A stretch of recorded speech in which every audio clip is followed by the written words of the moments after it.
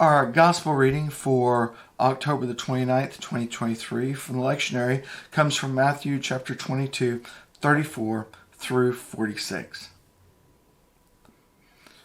The synoptic gospels, Matthew, Mark, and Luke, all have the story of Jesus being tested. The testing varies, though. In Mark, Jesus is asked, what is the greatest commandment?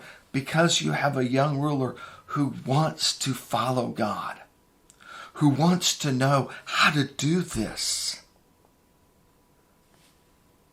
And so he asks him, what do I need to do? Love God with all your heart, with all your mind, with all your soul, with all your body. Love your neighbor as yourself. On these two hang the law and the prophets. I'm doing this. Then give up all you own. And the young ruler walks away. In Luke, there's much more of a challenge to Jesus' authority. So, you think you know the law.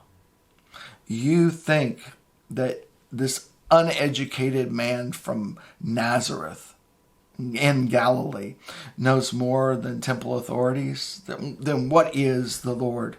What is the commandment? What is the greatest commandment?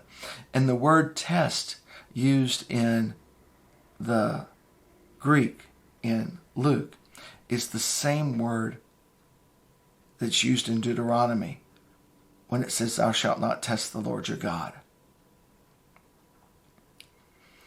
It means to challenge, to prove who's right. You shall not test the Lord your God. Jesus responds, and then the man replies, so, who is my neighbor? And then we have the story of the Good Samaritan. In Matthew, we have that aspect of testing, just like in Luke. What is the greatest commandment? Jesus responds and then asks them a question. So, what do you think of the Messiah? Whose son is he? And they say the son of David. And then Jesus quotes them back the Psalms. Then how is it that David says, the Lord said to my Lord, sit at my right hand until I put your enemies at your feet? How can he be the son of David and be his Lord? His son and his Lord. And they walked away. They had no answer.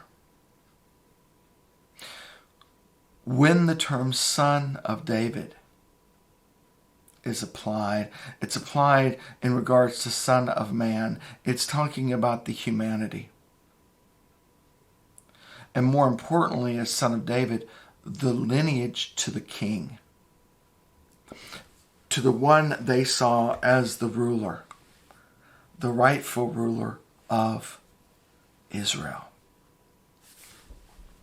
And yet, if we remember the story of Samuel, when the people asked to give them a king, and God replied, I am your king. Go tell them what it means to have a human king. And Samuel told them, and they still said they wanted a king, and so they received Saul. But who is our king? Is it David?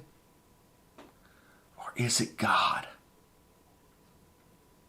For the Messiah, although born in human form,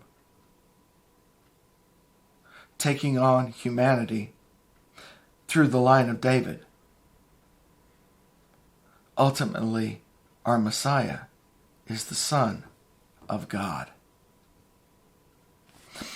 You see, if he's the son of David, they can challenge him just like anybody else. He is royal, but it is the job of the prophets to constantly challenge the king, to remind them of their moral duties. But if he's the Son of God, then he is not only heir to the kingdom, he is the chief prophet of the Lord, of God.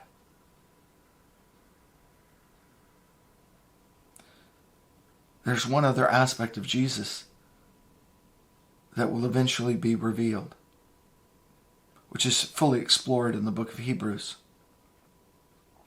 For Jesus is not only king and not only prophet, but through his sacrifice, he becomes our high priest, our prophet, priest, and king.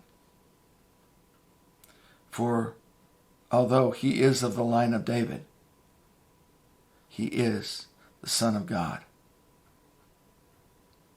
which is what John makes very clear when Jesus tells them